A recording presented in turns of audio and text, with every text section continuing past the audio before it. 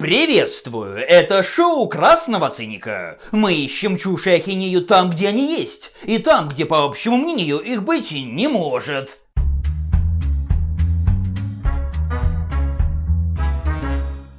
«Дорога ярости» вышла около полугода назад, но споры, какой безумный Макс лучше, продолжаются до сих пор.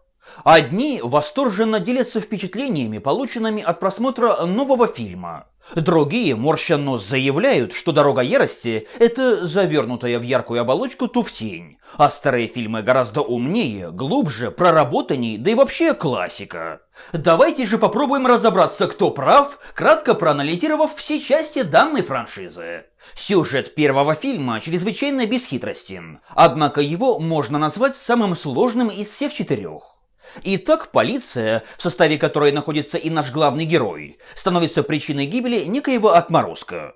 Приятели урода убивают близких Макса, герой им мстит. С общим каркасом все. Но еще на него натянуты взаимоотношения Макса с женой и ребенком, которые как раз и придают картине глубины.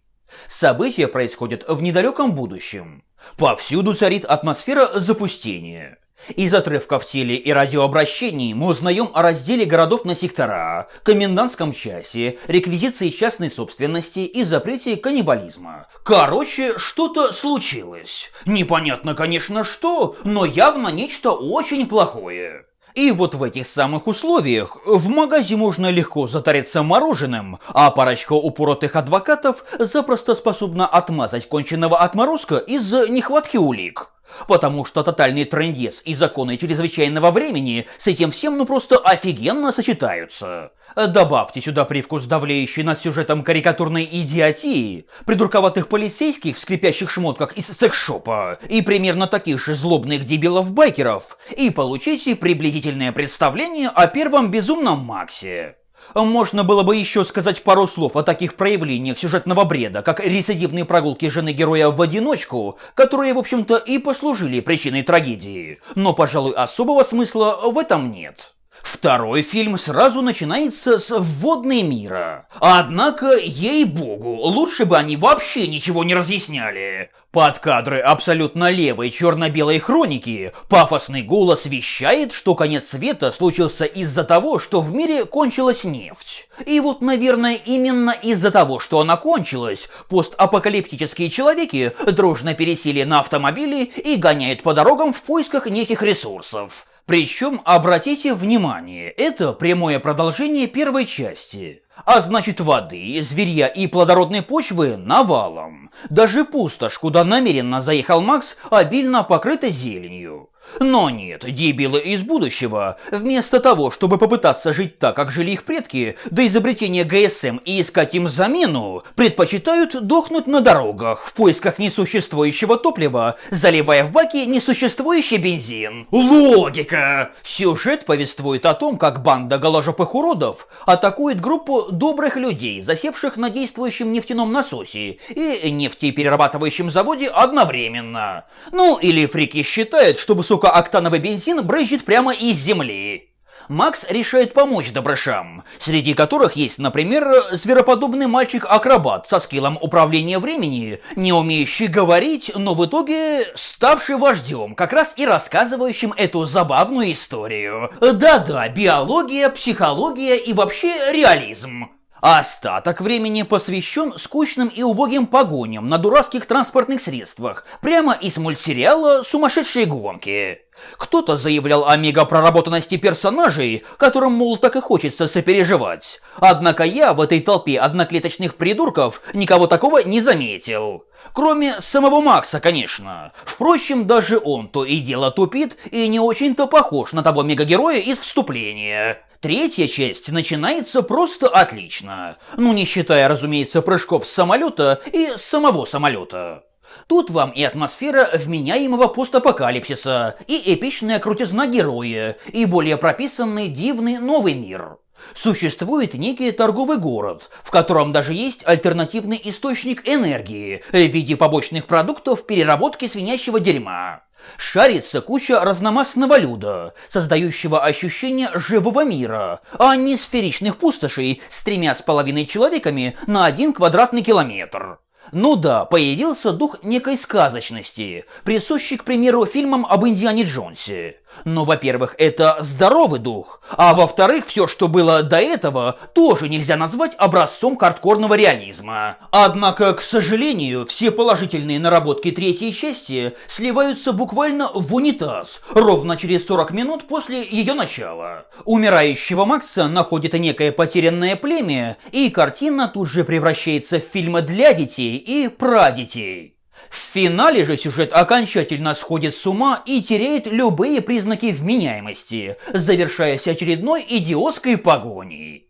В общем, именно так выглядит оригинальная трилогия. И как вы сами видите, сверхгениальностью тут даже не пахнет. Создана оригинальная франшиза, культурный феномен, новый визуальный язык, запоминающийся анархический мир с романтикой моторов и дороги, харизматичный герой. Это да. Но особый ум и глубина здесь попросту отсутствуют. Так, может быть, четвертая часть еще тупее? Ну, на первый взгляд, да. Сюжет одноклеточный. Сначала герои едут в одну сторону, потом в другую. Сам фильм, по сути, представляет собой сплошную погоню, где, казалось бы, особых глубин не нароешь. Однако, если взглянуть на картину внимательнее, то нас будет ждать множество удивительных открытий. Итак, прошла атомная война. Воды мало, земля умирает, люди рождаются уродами, царит хаос и анархия. Короче, мир агонизирует. И вот именно здесь существует некое сообщество во главе с так именуемым несмертным Джо. Этот нехороший человек засел на источнике питьевой воды и не хочет ни с кем делиться. Гад, тиран, деспот! Правда? Ведь, сформировав зависимый от себя общественный строй, он навел порядок, насадил законы, возродил экономику, разводит помидоры, огурцы и петрушку, а еще занимается селекцией людей с целью вывести здоровых детей, а значит в итоге и возродить человечество. При этом он придает себе религиозный ореол, окружая себя фанатично преданными воинами. То есть учреждает действующие механизмы принуждения и управления, создав таким образом квази-государство.